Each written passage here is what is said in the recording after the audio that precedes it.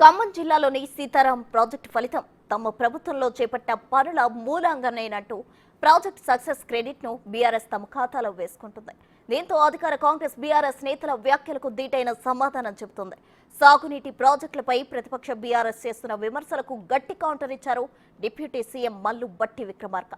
సాగునీటి ప్రాజెక్టులపై చర్చకు సిద్ధమేనా అంటూ బీఆర్ఎస్ ను సవాల్ చేశారు ఉప ముఖ్యమంత్రి మల్లు భట్టి విక్రమార్క. చర్చకు తనతో పాటు నీటిపారుదల శాఖ మంత్రి ఉత్తమ్ కుమార్ రెడ్డి కూడా సిద్ధంగా ఉన్నారని స్పష్టం చేశారు భట్టి. చర్చకు బీఆర్ఎస్ నేతలు కేటీఆర్, హరీష్ రావులు సిద్ధంగా ఉన్నారా, ఎప్పుడు ఎక్కడికి వస్తారో తెలపాలని సవాల్ విసిరారు.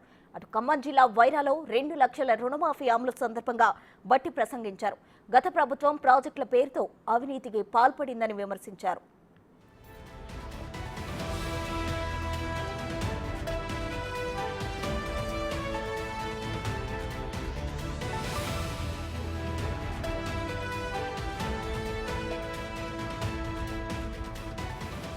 రీడిజైనింగ్ పేరుతో గత ప్రభుత్వం నిధులను దోచుకుందని విమర్శించారు భట్టి. 2014 కంటే ముందు వైఎస్ఆర్ ఉమ్మడి ఖమ్మం జిల్లాలో ఇందిరాసాగర్, రాజీవ్ సాగర్ ప్రాజెక్టులకు శ్రీకారం చుట్టారని తెలిపారు. రాజీవ్ సాగర్ నిర్మాణ వ్యయం అప్పట్లో 1,681 కోట్లు కాగా 889 కోట్లతో పనులు చేపట్టారని తెలిపారు. కేవలం 792 కోట్లతో బ్యాలెన్స్ పనులు చేయాల్సి ఉందని వివరించారు.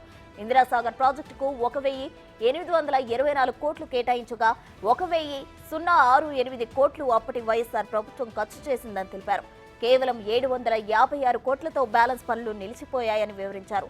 ఈ 2 ప్రాజెక్టులకు కేవలం 1,548 కోట్లు 2014లో అధికారంలోకి వచ్చిన బీఆర్ఎస్ ప్రభుత్వం మొదటి సంవత్సరంలో కేటాయించి ఉంటే 4 లక్షల ఎకరాలకు గోదావరి జలాలు పుష్కలంగా అందేయని చెప్పారు.